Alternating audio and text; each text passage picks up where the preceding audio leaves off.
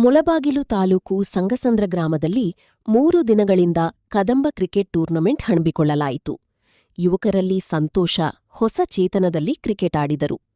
ತಾಲೂಕಿನ 48 ಟೀಮ್ ಆಗಮಿಸಿದ್ದು, ಅದರಲ್ಲಿ ಪ್ರಥಮ ಬಹುಮಾನ 40,000, ತೃತೀಯ 30,000, ದ್ವಿತೀಯ ಬಹುಮಾನ 20,000, ನಾಲ್ಕನೇ ಬಹುಮಾನ 10,000 ರೂಪಗಳನ್ನು ನೀಡಿದರು.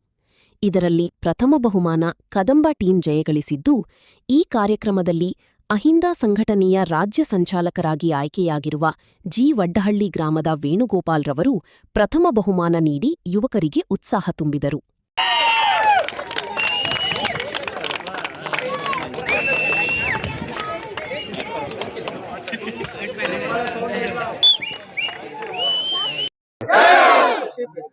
ವೇದಿಕೆಯ ಮೇಲೆ ಆಸೀನರಾಗಿರುವಂತಹ ಪಂಚ ಗ್ಯಾರಂಟಿ ಅಧ್ಯಕ್ಷರಾದಂತಹ ಉಮಾಶಂಕರನ್ ಹಾಗೂ ಕಾರ್ಗಿಲ್ ವೆಂಕಟೇಶನ್ ಅವರೇ ಹಾಗೂ ಎಲ್ಲ ನಮ್ಮ ಹಿರಿಯರೇ ಕಿರಿಯರೇ ಅಣ್ಣ ತಮ್ಮಂದ್ರೆ, ಇವತ್ತು ನಮ್ಮ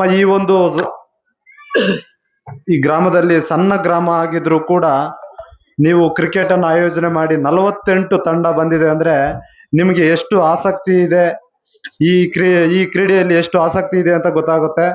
ಮುಂದಿನ ದಿನದಲ್ಲಿ ನಿಮ್ಮಂತ ಯುವಕರು ಎಲ್ಲ ಕೂಡ ರಾಜ್ಯ ಮಟ್ಟದಲ್ಲಿ, ತಾಲೂಕು ಮಟ್ಟದಲ್ಲಿ, ಜಿಲ್ಲಾ ಮಟ್ಟದಲ್ಲಿ, ಅಂತಾರಾಷ್ಟ್ರೀಯ ಮಟ್ಟದಲ್ಲಿ ಹೋಗ್ಬೇಕಂದ್ರೆ ನಿಮ್ಮಲ್ಲಿ ಒಂದು ಡೆಡಿಕೇಶನ್ ಇರಬೇಕು, ಆಟದಲ್ಲಿ ಆಸಕ್ತಿ ಇರಬೇಕು.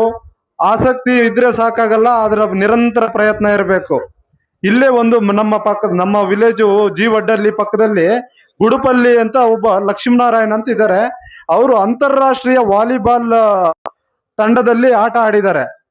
ಅವರೇನು ದೂರ ಇಲ್ಲ, 5 ಕಿಲೋಮೀಟರ್ 6 ಕಿಲೋಮೀಟರ್ ಇದೆ ಅಕ್ಕಪಕ್ಕದಲ್ಲಿ. ಸೊ ಹಾಗಾಗಿ ನೀವು ಕೂಡ ಮುಂದಿನ ದಿನದಲ್ಲಿ ನಿಮ್ಮ ಒಂದು ಪ್ರತಿಭೆಯನ್ನು ತೋರಿಸ್ಬೇಕು. ಜಿಲ್ಲಾ ಮಟ್ಟದಲ್ಲಾಗ್ಬೋದು, ತಾಲೂಕು ಮಟ್ಟದಲ್ಲಾಗ್ಬೋದು, ರಾಜ್ಯ ಮಟ್ಟದಲ್ಲಾಗ್ಬೋದು, ಅಂತಾರಾಷ್ಟ್ರೀಯ ಮಟ್ಟಕ್ಕೆ ಹೋಗ್ಬೇಕು ಅಂತ ಯಾರಿಗಾದ್ರೂ ಆಸಕ್ತಿ ಇದ್ರೆ ಅದಕ್ಕೆ ಆದಂತ ಒಂದು ತಂಡವನ್ನು ರಚನೆ ಮಾಡ್ತಾ ಇದೀವಿ. ನಮ್ಮ ಮಂಡಿಕಲ್ ಮಂಜು ಅನ್ನೋರು ತುಂಬಾ ಆಸಕ್ತಿ ಇದ್ದಾರೆ ಕ್ರಿಕೆಟ್ಗೆ. ತಾಲೂಕಿನಲ್ಲಿ ಎಲ್ಲೇ ಆಟ ನಡಿಬೇಕು ಅಂದ್ರು ಅವರು ಮುಂದೆ ಇರ್ತಾರೆ.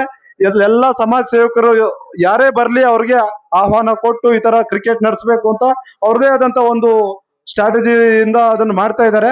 ಸೊ ನಿಮ್ಮಲ್ಲಿ ಏನಾದ್ರೂ ಆತರ ಆಸಕ್ತಿ ಇದ್ರೆ ಅವ್ರಿಗೆ ಖಂಡಿತ ತಿಳಿಸ್ಬೋದು. ಅದಕ್ಕೆ ಒಂದು ತಂಡ ಇದೆ, ರಾಷ್ಟ್ರ ಮಟ್ಟದಲ್ಲೂ ಕೂಡ ಒಂದು ತಂಡ ಇದೆ. ಅದನ್ನ ನಾವು ಗುರುತಿಸಿ ಅಂತ ಪ್ರತಿಭೆ ಇರೋರ್ನ ಕಳ್ಸ್ಕೊಡೋಣ, ಅದೊಂದು ಹೇಳ್ತಾ. ಹಾಗೆ ಸೊ ನಿಮ್ಮ ಈ ಒಂದು ಯಾರಿಗಾದ್ರೂ ಆತರ, ಮತ್ತೆ ನಮ್ಮ ಮುಖ್ಯಮಂತ್ರಿಗಳಾದ ಈಗಿನ ಡಿ.ಕೆ. ಶಿವಕುಮಾರ್ ಸಾಹೇಬ್ರವರು ಭಾರತ್ ಜೋಡೋ ಯಾತ್ರೆಯಲ್ಲಿ ಒಂದು ಯುವಕರಿಗೆ ಅಂತ ಒಂದು 10 ಲಕ್ಷ ರೂಗಳನ್ನು ಕೊಡಬೇಕು ಅಂತ ಹೇಳಿ ಒಂದು ಸಂಘ ಮಾಡಿ ಅದಕ್ಕೆ ಭಾರತ್ ಜೋಡೋ ಇದರಲ್ಲಿ ಒಂದು ಅನೌನ್ಸ್ ಮಾಡಿದ್ದಾರೆ, ಹೌದಲ್ಲ?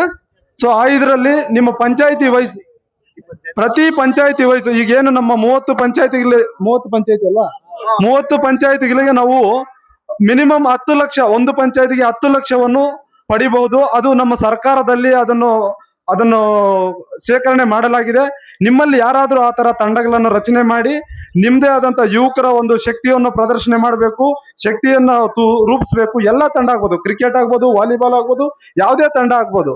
ಈ ತರ ಆಡ್ಲಿಕ್ಕೆ ಅವಕಾಶಗಳಿದೆ. ಈಗ ಸರ್ಕಾರ ಕೂಡ ಮುಂದೆ ಬಂದಿದೆ.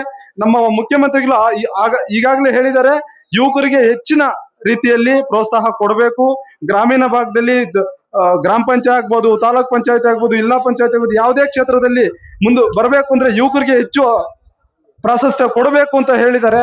ಸೊ ಹಂಗಾಗಿ ಯುವಕರು ಕ್ರಿಕೆಟ್ ಒಂದೇ ಅಲ್ಲ, ರಾಜಕೀಯ ರಂಗದಲ್ಲಾಗ್ಬೋದು, ಆಟದಲ್ಲಾಗ್ಬೋದು, ಎಜುಕೇಶನ್ ಆಗ್ಬೋದು, ಮುಂದುವರಿಬೇಕು. ಯಾವುದೇ ರೀತಿಯಾದಂತ ಕೆಟ್ಟ ಚಟಗಳಿಗೆ ನೀವು ಬಾನಿಸರಾಗಬಾರ್ದು ಅಂತ ಹೇಳ್ತಾ ಈ ಮುಖಾಂತರ ನಿಮಗೆಲ್ಲ ಅವಕಾಶ ಮಾಡಿಕೊಟ್ಟಿದ್ದಕ್ಕೆ ಧನ್ಯವಾದಗಳು ಹೇಳ್ತಾ, ನನಗೆ ಅವಕಾಶ ಕೊಟ್ಟಿದ್ದಕ್ಕೆ ವಂದಿಸ್ತಾ ನಿಮ್ಗೆ ಮಾತು ಮುಗಿಸ್ತಾ ಇದ್ದೀನಿ. ಜೈ ಹಿಂದ್, ಜೈ ಕರ್ನಾಟಕ. ಮುಳಬಾಗಿಲು ತಾಲೂಕು ಸಂಗಸಂದ್ರ ಗ್ರಾಮದಲ್ಲಿ ಕದಂಬ ಕಪ್ ಮತ್ತು ಗ್ರಾಮಾಂತರ ವಿಕ್ಕಿ ಟೂರ್ನಮೆಂಟ್ ಆಗಮಿಸಿರ್ತಕ್ಕಂಥ ಎಲ್ಲರಿಗೂ ಫಸ್ಟ್ ಧನ್ಯವಾದಗಳನ್ನ ಅರ್ಪಿಸ್ತಾ ಇದ್ದೀನಿ.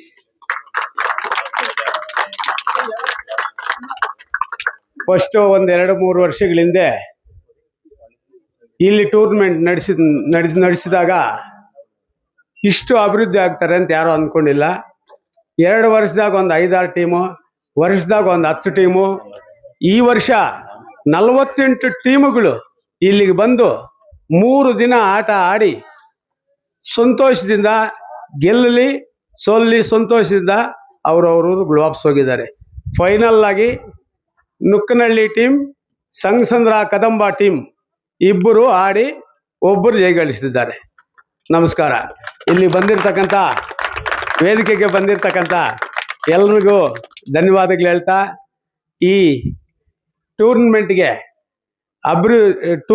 First prize, second prize, third prize ಅಂತ ಕೊಟ್ಟಿರ್ತಕ್ಕಂಥ ಎಲ್ರಿಗೂ ಧನ್ಯವಾದಗಳು ಹೇಳ್ತಾ ನಾನು ಮಾತು ಮುಗಿಸ್ತಾ ಇದ್ದೀನಿ.